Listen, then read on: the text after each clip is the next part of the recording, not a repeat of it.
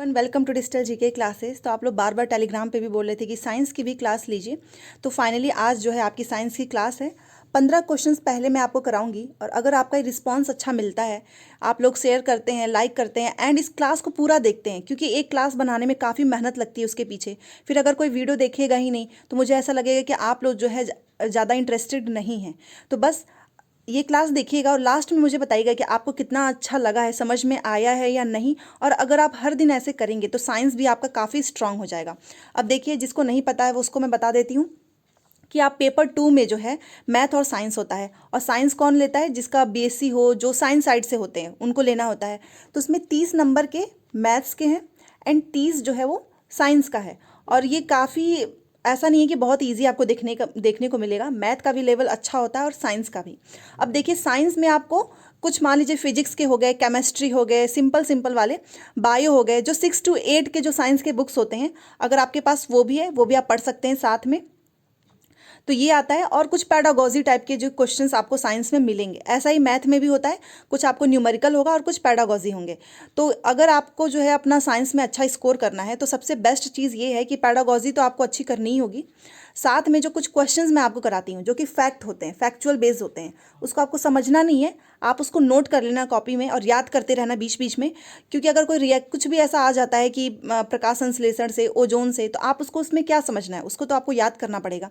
तो ऐसे ही धीरे धीरे, मान लीजिए आज आपने कुछ क्वेश्चन याद किए, कल मैं कराऊंगी, कल उसमें से कुछ क्वेश्चन याद करोगे तो आपका धीरे धीरे जो स्कोर इंप्रूव होगा, फिर आपके अंदर कॉन्फिडेंस आएगा। तो चलिए आज के 15 क्वेश्चंस मैं स्टार्ट करती हूँ। जिसने भी चैनल को सब्सक्राइब नहीं किया, आप चैनल को सब्सक्राइब जरूर कर लें, नहीं तो आपको नोटिफिकेशंस नहीं मिल पाएगा जो भी क्लासेस होती हैं। टेलीग्राम में कोई भी दिक्कत आती है तो मैं वहाँ पर एक्सप्लेन कर देती हूँ, तो वहाँ पर भी आप जुड़ सकते हैं। आप अपनी कोई भी क्वेरी जो है, इंस्टा हो गया, टेलीग्राम, कहीं से भी पूछ सकते हैं। तो चलिए देखते हैं। सबसे पहले देखिए कि 15 क्वेश्चंस में से जो मैं आपको कराऊंगी उसमें कुछ न्यूमेरिकल्स भी आते हैं और इजी होते हैं। इसका डिस्कशन मैंने ईवीएस में भी किया हुआ है, तो ये आपको करना होगा क्योंकि मैंने एक बार इसको अच्छे से समझाया हुआ था। तो चलिए मैं एक बार आपको पढ़ के सुना देती हूँ। 61 है कि मायरा किसी पैकेट को पहुंचाने के लिए 5 किलोमीटर दूरी पर अपनी सहेली के घर जो है वो साइकिल चलाकर जाती है। वह जाते समय 12 किलोमीटर पर आवर की चाल से जाती है और लौटते समय 8 किलोमीटर पर आवर की चाल से लौटती है। मतलब दोनों का करना है, इसमें जाने का भी है और आने का भी है। तो उसकी समस्त यात्रा की औसत चाल क्या होगी? तो आपको क्या करना है? दूरी बट्टा समय ही करना है। दूरी भी इसमें दिया हुआ है और समय भी दिया हुआ है। प्लस प्लस जो है इसमें क्या करना है कि जाने का भी और लौटने का भी, तो जो भी आएगा आपको उसमें इंटू 2 करना होगा। तो बस ये बहुत सिंपल है और ऐसे क्वेश्चन तो आपको कभी नहीं छोड़ना चाहिए। ऐसा क्वेश्चन ईवीएस में भी आता है और इसमें भी। और अगर फिर भी आपको ना समझ आए तो आप मेरे को टेलीग्राम पे पूछ लेना, मैं वहाँ पर आपको इसका आंसर और सब कुछ सही से बता दूंगी कि कैसे इसका आंसर ये आया है। बट ये आपकी रिस्पॉन्सिबिलिटी है क्योंकि ये मैंने कई बार कराया हुआ है। चलिए 62, निम्नलिखित में से किस समुच्चय में केवल दूरी मापने के मात्रक हैं? इसका मतलब इंग्लिश भी आप देख लो कि आपको ये बताना है कि इसमें से कौन सा जो है कंटेंट सेट है, ये जो 1 2 3 4 का जो सेट है, इसमें दूरी का जो है मापने के मात्रक वो सही सही लिखा है। अब ये देखिए, दूरी का मात्रक तो आपको याद होना चाहिए। हम जब 10th में, 11th 12th वहाँ पर ही हमको पढ़ाया जाता है फिजिक्स वगैरह में। तो दूरी का सबसे बड़ा मात्रक एक तो आपको पता ही है, पास्कल भी होता है, वो भी नोट कर लेना। पास्कल यहाँ नहीं लिखा है, पास्कल भी क्या है? दूरी का मात्रक है। प्रकाश वर्ष भी दूरी का मात्रक है। मीटर भी दूरी का मात्रक है। और बालिस्त, इसको इंग्लिश में क्या बोलते हैं? क्यूबिट, ये भी दूरी का मात्रक है। तो ऑप्शन नंबर 3 इज राइट। यहाँ पर देखिए, क्यूबिट, मीटर, लाइट ईयर। अब आपको अगर नहीं पता हो तो आप इसे कॉपी में जरूर नोट करते जाना। ऐसे दूरी लिख लेना, सामने लिख देना क्यूबिट, मीटर एंड प्रकाश वर्ष, क्योंकि इसमें आपको समझना नहीं है, आपको इसमें रटना ही पड़ेगा। बिना रटे आप इसको सही नहीं कर सकते हैं, नहीं तो फिर इतने सारे ऑप्शंस में आप कंफ्यूज हो जाएंगे। तो ऑप्शन नंबर 3 इज राइट। और अपना खुद का एक शॉर्ट नोट्स बनाते चलना। 1 लाइनर वाले जो शॉर्ट नोट्स होते हैं वो एग्जाम के टाइम के, जब एग्जाम टाइम आता है तो बहुत वहाँ पर ऐसा लगता है कि कुछ पढ़ा ही नहीं है, तो आप अपने शॉर्ट नोट्स को रिवाइज कर सकते हैं। चलिए नेक्स्ट क्वेश्चन 63। देखिए, समीर जो है वो अपने कंचे, जो गोली होता है, उसको फर्श पर बिछे तीन लेयर हैं, उस पर कौन कौन से जो बिछा हुआ है? तनी हुई सेलोफेन सीट। अब देखिए यहाँ पर भी आप देख सकते हो, सेलोफेन सीट आपने देखा होगा जो एकदम से सॉफ्ट होता है। उस पर कालीन, जो घर वगैरह में जो कालीन जिसे बोलते हैं कारपेट, वो बिछाते हैं, आपको पता ही होगा कालीन। और समाचार पत्र पर लुढ़काता है। मतलब 3 चीज़ें हैं जिस पर वो उसको लुढ़काता है। एक तो सेलोफेन हो गया सीट, एक कालीन हो गया, एक न्यूज़पेपर। कालीन भी आपको पता है, घर में आप लोग देखे ही होंगे, वो उसका कपड़ा कितना थोड़ा सा वो रफ होता है। तो कंचे पर लगने वाला घर्षण बल बढ़ते क्रम में किस प्रकार होगा? बढ़ते क्रम का मतलब पता है कि आपको पता होगा कि बढ़ते क्रम का मतलब सबसे कम जो है कहाँ पर लग रहा है, उसके बाद सबसे ज़्यादा कहाँ पर लग रहा है, मतलब कम से आपको अधिक की तरफ बताना है। तो आप खुद से सोचो कि सेलोफेन जो सीट होता है वो सॉफ्ट होता है, तो उस पर तो कम ही लगेगा। तो देखिए जहाँ जहाँ पर सेलोफेन सीट जो है वो नहीं है वो काट देंगे, क्योंकि सेलोफेन सीट में तो कम घर्षण बल लगेगा ना, क्योंकि वो सॉफ्ट होता है। तो पहले में भी नहीं है, दूसरे में भी नहीं है। हाँ, इन दोनों को काट देते हैं, ये तीनों सही हैं। ये इन दोनों में सेलोफेन सीट जो है पहले है। अब क्या डिसाइड करना है कि समाचार पत्र और कालीन इन दोनों में से कम किस पर लगेगा। तो ये आप सभी को पता है, कालीन का जो कपड़ा होता है उसके कंपेयर में समाचार पत्र पे जो है कम घर्षण बल लगेगा। वहाँ पर जो कंचा है, जो गोली है, उसको आसानी से बच्चा लुढ़का सकता है, बट कालीन में नहीं। कालीन में क्या पता वो वहीं पर रुक जाए, वो आगे भी ना जाए। तो ऐसे आप इसको आराम से अपने खुद के कॉमन सेंस से भी आप यूज कर सकते हैं, और कुछ क्वेश्चन साइंस में आपको ऐसे ही देखने को मिलेगा। तो 63 का हो गया ऑप्शन नंबर 3 इज राइट। अब चलिए नेक्स्ट क्वेश्चन पे। 64, कोई पिंड मतलब कोई ऑब्जेक्ट है रैखिकता किसी एक समान वेग से, मतलब एक समान वेग से जो है वो गतिमान है। यदि समय को जो है, मान लीजिए टाइम को एक्स अक्ष पर, कोई अक्ष है, मान लीजिए ये एक्स अक्ष पर जो है, एक्स अक्ष पर निरूपित किया जाए, तो नीचे दिया गया कौन सा कथन सही है? अब ये वाले क्वेश्चन आप में से बहुत से लोग सोचते होंगे कि बहुत टफ होता है। बिल्कुल भी नहीं, आपको इसमें थोड़ा सा बस अगर आप दिमाग लगाएंगे तो ये सही हो जाएगा। देखिए कैसे, मान लीजिए कि कोई ऑब्जेक्ट है वो moving linearly with a uniform velocity, मतलब यूनिफॉर्म वेलोसिटी में if time is represented, time को आप क्या रिप्रेजेंट कर दो, एक्स अलोंग एक्स एक्सिस, मतलब एक्स एक्सिस पर, then which of the following statement is correct. तो आप इसके सापेक्ष में बताइए कि कौन सा स्टेटमेंट जो है वो सही है। तो चलिए हम देखते हैं एक एक क्वेश्चन। पहला, इस गति का दूरी समय ग्राफ एक्स के समांतर, मतलब ये बोला कि ये एक्स जो है उसके समानांतर जो है एक सरल रेखा होगा, या फिर इस गति का वेग समय, क्या वेग समय एक्स अक्ष के समानांतर एक सरल रेखा होगा? ये भी नहीं होगा। तीसरा देखिए, इस गति का दूरी समय ग्राफ वाई अक्ष के समानांतर, अब इसमें दूरी और समय की बात हो रहा है, ये भी नहीं होगा, क्योंकि यहाँ पर क्या था कि वो एक समान वेग से गतिमान है। आप यहाँ पर खुद देखो क्वेश्चन में लिखा है कि वो एक समान वेग से गतिमान है, तो फिर इसका राइट आंसर क्या होगा? इसका राइट आंसर होगा ऑप्शन नंबर 4, क्योंकि इस गति का वेग जो है वो समय ग्राफ एक्स के क्या है, समानांतर एक सरल रेखा होगा। बाकी इन समय देखिए दूरी समय लिखा है, यहाँ पर वेग समय लिखा तो है, बट यहाँ पर वाई अक्ष जो है वाई एक्सिस दिया है, बट इसमें बोला गया है एक्स जो है एक्सिस पर है, ये भी नहीं होगा। ये जो है एकदम करेक्ट होगा, क्योंकि जो है ये एक्स जो है एक्सिस उसके समानांतर है एक सरल रेखा। तो आप ऐसे भी क्वेश्चंस को क्या देखिएगा कि यहाँ पर किस चीज़ की बात हो रही है। अब मान लीजिए यहाँ पर एक्स बेसिस की बात हो रही है, तो इसमें वाई है, ये भी कैंसिल, इसमें भी वाई है, गलत, दो तो पहले ही कट गए ऑप्शंस। अब पहला बचा, चौथा बचा। इसमें दिया है दूरी और समय, और बात हो रही है एक समान वेग से, मतलब वेग से एक समान वेग है, इसमें पहले ही दूरी समय लिख दिया है, तो वेग और समय के क्या होगा, वो समानांतर होगा। तो ऑप्शन नंबर 4 इज राइट। ऐसे भी आप इसको आराम से कर सकते हैं। अब वो आपने समझ लिया होगा। अब ये चलिए, ये सब जो है आपको याद करना होगा। निम्नलिखित में से कौन पेट्रोलियम का जो है उत्पाद नहीं है, मतलब इन चारों में से कौन सा जो है वो पेट्रोलियम का प्रोडक्ट नहीं है। और ये क्वेश्चन जो है कई बार पूछा हुआ है, इसमें बहुत लोग गलती करते हैं, क्योंकि नहीं पे वो ध्यान नहीं देते हैं, और बहुत से लोग जो है पैराफिन मोम ही लगाकर चले जाते हैं। तो देखिए मैं आपको बताती हूँ, पैराफिन मोम जो है वो पेट्रोलियम का प्रोडक्ट है, बिटुमेन भी है, और जो ल्यूब्रिकेंट ऑयल होता है, ल्यूब्रिकेटिंग ऑयल है वो भी होता है। अब ये लुब्रिकेटिंग ऑयल मतलब वही जो लिक्विड जो पतला सा जो तेल होता है वो होता है। बिटुमेन भी होता है, ये भी एक तरह का पेट्रोलियम का ही उत्पाद है। बट ये कोक तो हम जो पीते हैं, आपको भी पता होगा, आप सब पीते होंगे कोल्ड ड्रिंक वगैरह, तो क्या ये पेट्रोलियम का प्रोडक्ट है? बिल्कुल भी नहीं है। तो बस इस पर इतना ही ध्यान देना। ऑप्शन नंबर 2 इज रॉन्ग, और रॉन्ग वाला पूछा है। बाकी के आप ये तीनों भी ध्यान रखिएगा, ये क्या है, पेट्रोलियम के प्रोडक्ट हैं। इसे भी आप नोट कर लेना, क्योंकि ये भी पूछता है ऑप्शंस में, एलिमिनेशन में आपको काम आएगा। चलिए 66 का क्वेश्चन देखते हैं। अब ये बहुत लेंदी सा क्वेश्चन है, बट हम इसको आराम से कर लेंगे। देखिए सबसे पहले क्वेश्चन पढ़ते हैं।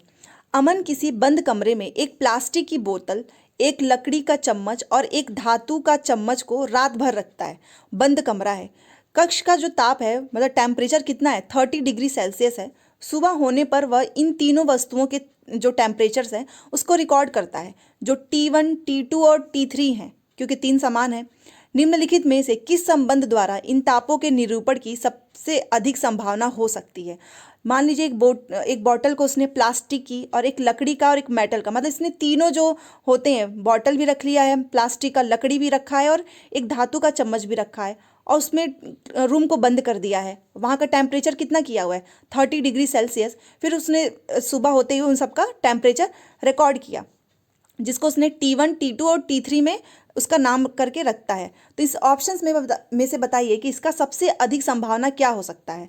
अब T1 इसमें क्या होगा वो देखिए, प्लास्टिक की बोतल सबसे पहले है तो ये T1 होगा, दूसरे नंबर पे लकड़ी की चम्मच है तो ये T2 होगा, और तीसरे नंबर पे धातु का चम्मच है तो ये T3 होगा। इसको ऐसे करते हैं।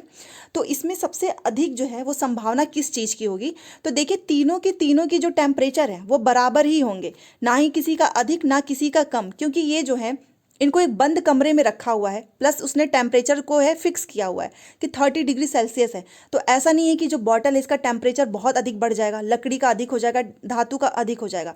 इस संभावना में क्या होता है, जब भी ऐसे कंडीशंस आए तो याद रखिएगा टेम्परेचर जो है तीनों का इक्वल होगा।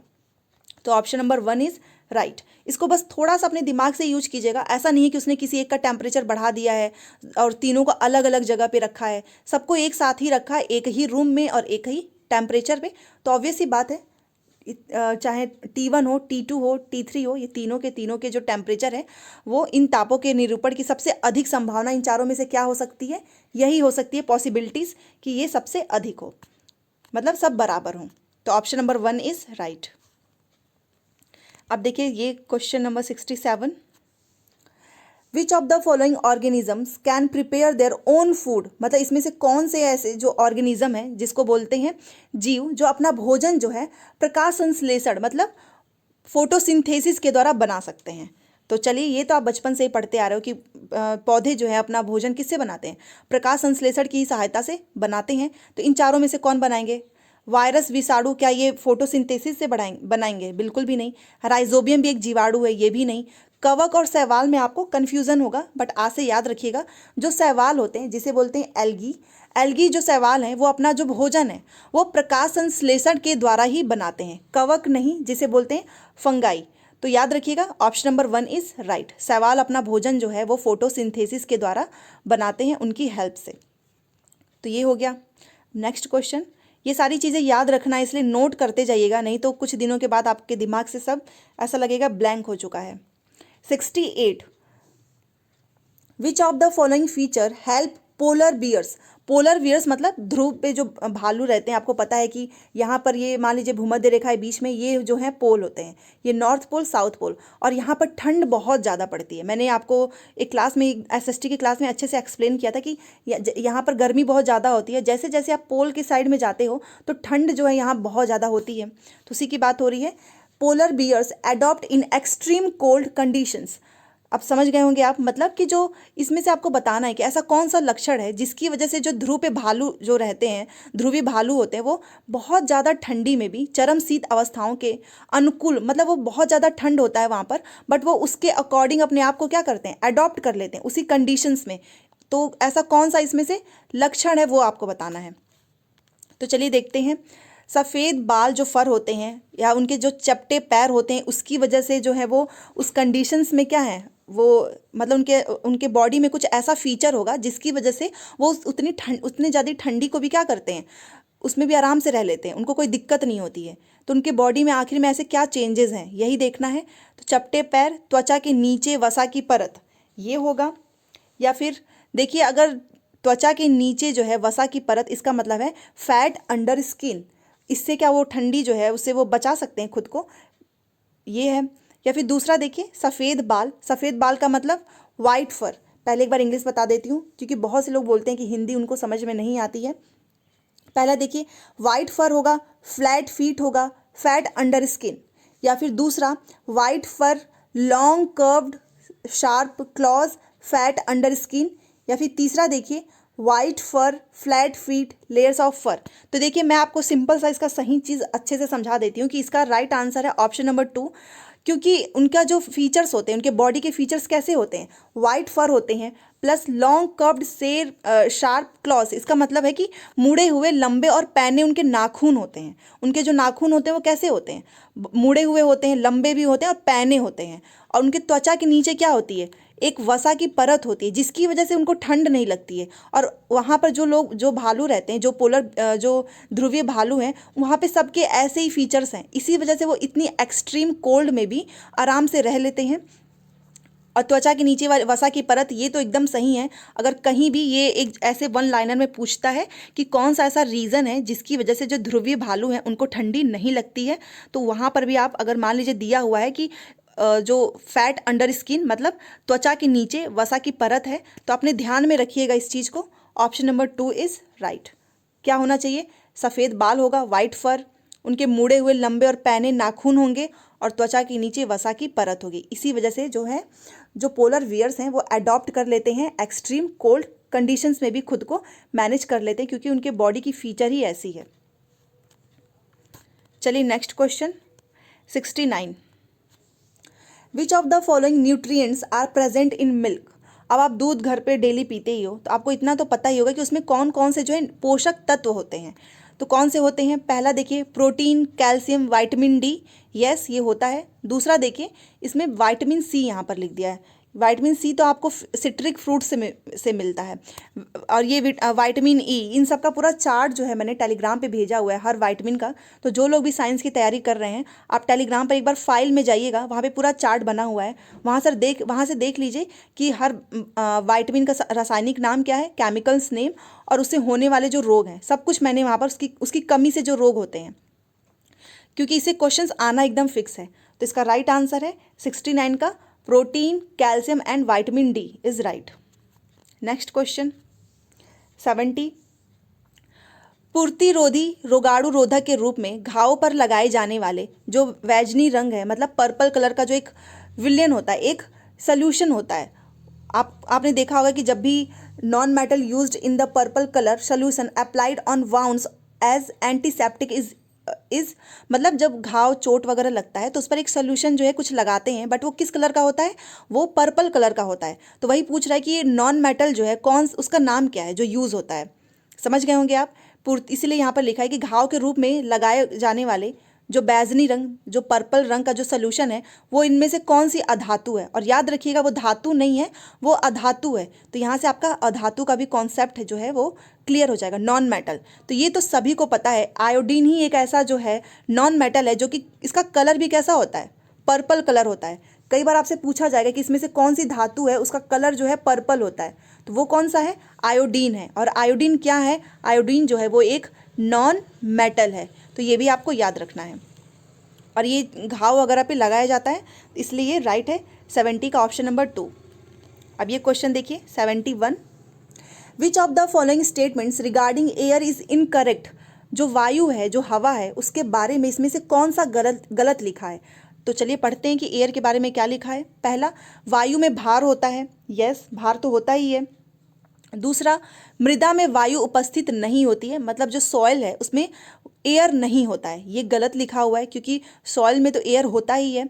तीसरा, जल चक्र में वायु की महत्वपूर्ण भूमिका होती है, मतलब जो वाटर साइकिल है उसमें एयर जो है वो काफ़ी इंपॉर्टेंट होता है, यस ये भी सही है। 4, वायु जो है स्थान घेरता है, कि जो एयर है वो ऑक्यूपाइज स्पेस, ये भी राइट है। अब आप क्या कीजिएगा, देखिए इसमें गलत वाला पूछा है तो ऑप्शन नंबर 2 जो है वो रॉन्ग हो जाएगा, क्योंकि इसमें हमसे गलत वाला पूछा है, इसलिए गलत वाला सही हो जाएगा। बट ये जो 3 पॉइंट है, इन तीनों को ध्यान में रखिएगा कि वायु में भार होता है, जल चक्र में इसकी बहुत इंपॉर्टेंट रोल है, और ये स्थान घेरता है।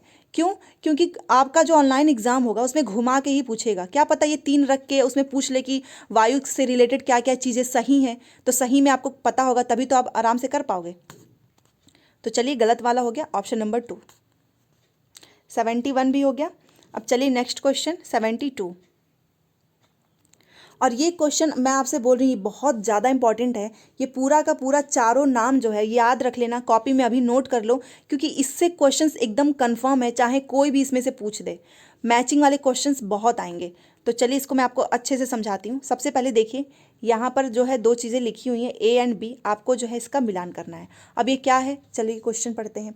विच of the following represent correct matching of the organs. ये क्या है, ऑर्गन्स हैं और उसका मैच करना है। और यहाँ पर लिखा है ये डाइजेस्टिव सिस्टम है, तो organs of digestive system in column A with B with the function in column B.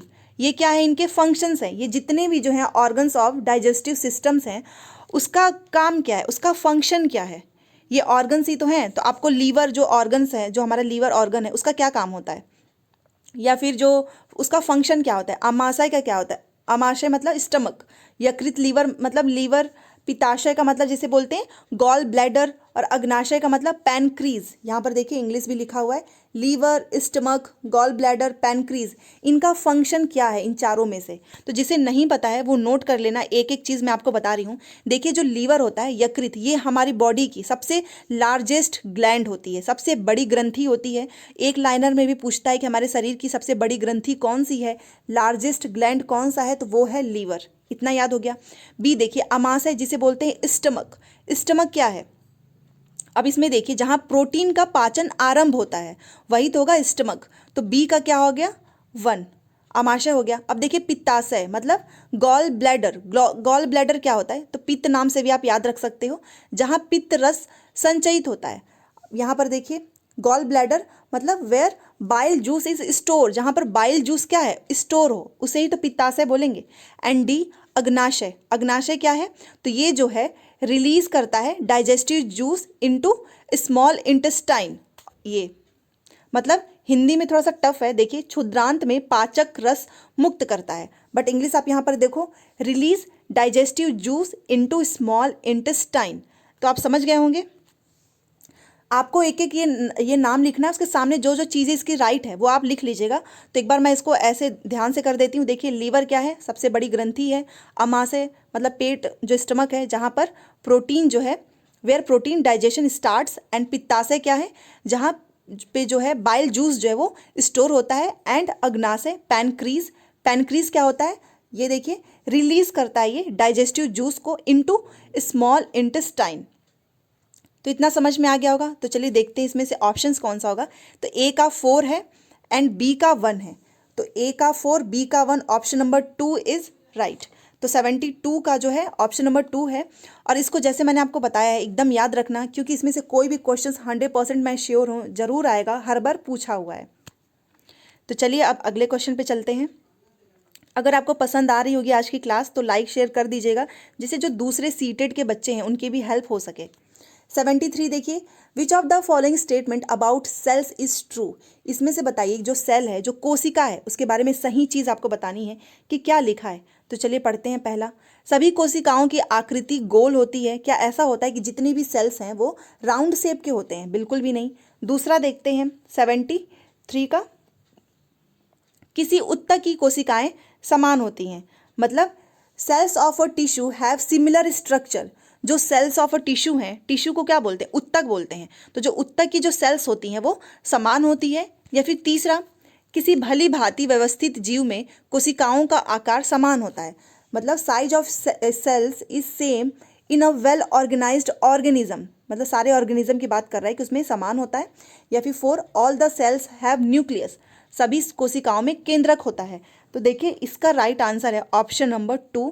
क्यों? क्योंकि सब गोल नहीं होती हैं और ना ही सब में इनका जो है जो भी ऑर्गेनिज्म है उसमें समान होता है और ना ही इसमें केंद्रक होता है। इसमें क्या चीज़ लिखा हुआ है सही चीज़ सेल्स के बारे में, कि cells of a tissue have similar structure.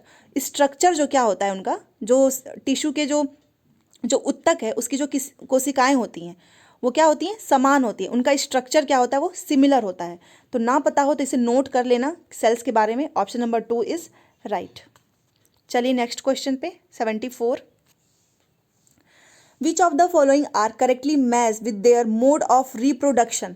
मतलब रिप्रोडक्शन से किसका जो यहाँ पर मैचिंग आपको बताना है कि कौन जो है अपने रिप्रोडक्शन से सही मैच कर रहा है, वो वाला ऑप्शन इसमें से आपको देखकर बताना है।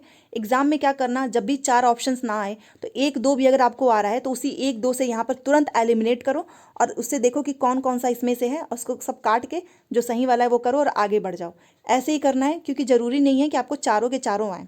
तो चलिए हम देखते हैं कि ये रिप्रोडक्शन से जो है, मतलब उनकी जो जनन की विधा है उसे सही मिलान जो है वो किस में किया गया है। पहला देखिए ईस्ट, यहाँ पर देखिए ईस्ट है, पोटैटो है, एल्गी है एंड फंगाई है, मतलब शैवाल एंड कवक। अभी मैंने थोड़ी देर पहले आपको बताया था कि शैवाल क्या है, फोटोसिंथेसिस, मतलब प्रकाश संश्लेषण की मदद से अपना भोजन बनाते हैं। तो इसको भी आपको अपने दिमाग में रखना है।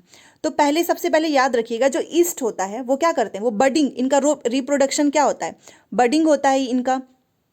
ना पता हो तो याद कर लो, क्योंकि ये समझने वाला नहीं है। ईस्ट का हो गया बडिंग। अब पोटैटो का देखते हैं, आलू का। तो पोटैटो का क्या होगा, ये क्या करते हैं, वेजिटेटिव प्रोपोगेशन है इनका। जो रिप्रोडक्शन क्या होता है, वेजिटेटिव प्रोपोगेशन, मतलब आलू का क्या होता है, कायिक प्रवर्धन। अब देखिए बच गया शैवाल एंड कवक। अब जिसको शैवाल और कवक ना पता होगा तो भी आप इन दोनों से आराम से कर सकते हो। कैसे, देखिए ईस्ट का हो गया, ए का हो गया 4 एंड बी का हो गया 1। तो ए का हो गया 4, बी का 1, ऐसा किस किस ऑप्शन में है, किसी में भी नहीं है। आप खुद देखो, तो ऑप्शन नंबर 1 इज राइट। 4 भी है एंड 1 भी है। तो अब बस ऐसे ही आंसर मिल जाएंगे आराम से। अगर आपको एक भी आता होगा तो भी आप आराम से कर लोगे, क्योंकि 4 जो है ना तो 2 में है, ना 3 में है, ना 4 में, तीनों के तीनों ऑप्शंस क्या हो गए, गलत हो गए। बट फिर भी आप नोट कर लो और लिख लो। अब सी का देखो, सी का क्या होगा, शैवाल जो बच गया। शैवाल क्या करते हैं, फ्रेगमेंटेशन करते हैं। ये फ्रेगमेंटेशन मतलब खंडन करते हैं। और डी गवक, कवक जो है वो क्या करता है, वो स्पोर फॉर्मेशन करते हैं, जिसे क्या बोलते हैं हिंदी में बीजाणु जनन। तो ये सारे पॉइंट आप नोट कर लो। यहाँ पर भी मैं मैच कर देती हूँ। एल्गी का क्या है और फंगाई का क्या है। तो सी का हो गया दूसरा, सी का हो गया नहीं, सी का हो गया तीसरा। देखिए सामने ही है, शैवाल का खंडन मतलब फ्रेगमेंटेशन, एंड फंगाई का क्या होगा, स्पोर फॉर्मेशन, मतलब हिंदी में है बीजाणु जनन। तो आपको ये अभी लग रहा होगा कि बहुत टफ है, बट आप अगर आप ऐसे ही पढ़ते रहो, याद करते रहो कि ईस्ट का देखिए, यहाँ पर ईस्ट का हो गया बडिंग। पोटैटो जो है, पोटैटो का आलू जो सब्जी ही होती है तो उससे याद रख सकते हैं। वेजिटेबल से आप इसको याद रख सकते हो, पोटैटो का वेजिटेटिव प्रोपेगेशन, एंड एल्गी का जो है फ्रेगमेंटेशन, एंड फंगाई का जो है स्पोर फॉर्मेशन। अब जो है ये रिप्रोडक्शन जो है एकदम सही से मैच हो चुका है। आप इसको नोट कर लीजिए और इसको 1 2 बार याद कर लेना। तो 74 का ऑप्शन नंबर 1 इज राइट। चलिए नेक्स्ट क्वेश्चन पे। 75, साइंस भी एक ऐसा सब्जेक्ट है कि अगर आपको आ रहा है तो ही आप कर पाओगे, अदरवाइज तुक्का अगर आपने लगाया तो फिर इसमें गलत हो जाएगा। क्योंकि ईस्ट का आप तुक्का से क्या ही लगा लोगे, कभी कभी जो है सही हो जाएगा, बट कुछ चीज़ें आपको याद ही करनी पड़ेंगी। Which of the following pollutants are responsible for depletion of ozone layer, मतलब इसमें से आपको बताना है कि कौन सा ऐसा जो प्रदूषक है जो ओजोन परत के अपक्षय के लिए उत्तरदायी है। अपक्षय को क्या बोलते हैं, डिप्लीशन। तो ये सबसे फेमस क्वेश्चन है और ये आपको याद होना चाहिए। केवल एक ही इतना जो है पॉल्यूटेंट्स है जिसकी वजह से जो क्या हो रहा है, ओजोन का डिप्लीशन हो रहा है। तो ये है क्लोरोफ्लोरोकार्बन। याद रखिएगा क्या है ये, क्लोरोफ्लोरोकार्बन। यहाँ पर देखिए CFC, क्लोरोफ्लोरोकार्बन। याद रखिएगा। कई बार क्या लोग सोचते हैं कि कार्बन डाइऑक्साइड और कार्बन मोनोऑक्साइड, क्योंकि कार्बन डाइऑक्साइड क्या है, बहुत ज़्यादा प्रदूषण फैला रहा है कार्बन डाइऑक्साइड की वजह से, तो लोग इसको लगाकर चले आते हैं। जो आपके घर में रेफ्रिजरेटर जो AC है उसे कौन सी गैस निकलती है, क्लोरोफ्लोरोकार्बन है। बहुत ये जो रेफ्रिजरेटर है, फ्रीज वगैरह जो है, चाहे AC के जो AC से जो निकलता है, वो सब क्या करते हैं, बहुत ज़्यादा प्रदूषण को नुकसान पहुँचाते हैं, जिसकी वजह से क्या हो रहा है, ओजोन का जो लेयर है वो उस डिप्लीशन हो रहा है। इस वजह से कभी भी कार्बन डाइऑक्साइड और मोनो जो है ऑक्साइड मत लगाकर चले आना। ऑप्शन नंबर 2 ही लगाना, CFC, क्लोरोफ्लोरोकार्बन, जिसकी वजह से ओजोन लेयर जो है उसमें अपक्षय हो रहा है, डिप्लीशन हो रहा है। तो आई होप आपको समझ में आया होगा। आज जो है मैंने 15 क्वेश्चंस आपके कराए हैं। अब देखती हूँ आपका रिस्पांस कैसा आता है, आप लोग लाइक करते हो या नहीं, शेयर करते हो या नहीं, क्योंकि जितने ज़्यादा बच्चे देखेंगे तो ज़्यादा उनका फ़ायदा होगा। फिर मुझे भी थोड़ा सा मोटिवेशन मिलता है कि हाँ आपको सेशन पसंद आ रहा है, आप लोग दूसरों को भी भेज रहे हो, शेयर कर रहे हो। तो बस आज की ये क्लास थी। मुझे लास्ट में बताना कि इसमें से कितने क्वेश्चंस जो हैं आपको 15 में से आ रहे थे, और जो नए क्वेश्चंस हैं आपने उसे नोट करके याद किया है या नहीं। क्योंकि अगर आप याद नहीं करोगे तो चाहे कितनी भी मैं क्लासेस करा दूँ आपको 15-20, कोई फ़ायदा नहीं है। क्योंकि आज जो आप यहाँ पर गलती करेंगे उसको तुरंत यहीं पर आपको करेक्ट करना है, फिर आगे बढ़ना है। पीछे की गलतियों को कभी भी इग्नोर मत करना, नहीं तो सीटेट क्लियर नहीं होगा। बहुत से लोग हैं जो बस पढ़ते ही रहते हैं, पढ़ते ही रहते हैं, सीटेट नहीं होता है क्लियर। क्यों? क्योंकि उन्होंने अपनी गलतियों पर ध्यान ही नहीं दिया है। तो ठीक है, अब मिलेंगे दूसरे क्लास में। और मैं आपको बता देती हूँ, मॉर्निंग में आज जो है ईवीएस की क्लास थी, एंड इंग्लिश की जो पेडागोजी की क्लास है वो भी हो चुकी है, 2 क्लास, तो आप वो ज़रूर देखना। और रात में जो है एसएसटी की क्लास होगी, जो आप लोगों ने टाइम मुझे कल बताया था उसी टाइम पे। तो टेलीग्राम पे अगर आप जुड़े रहेंगे तो आपको सारी क्लासेस जो है आराम से देखने को मिल जाएगा। तो वीडियो पसंद आएगा तो प्लीज़ चैनल को नहीं किया होगा सब्सक्राइब तो कर लीजिएगा, इसमें आपका ही फ़ायदा होगा, आपका सीटेट जो है अच्छे नंबर से क्लियर हो जाएगा। Thanks for watching.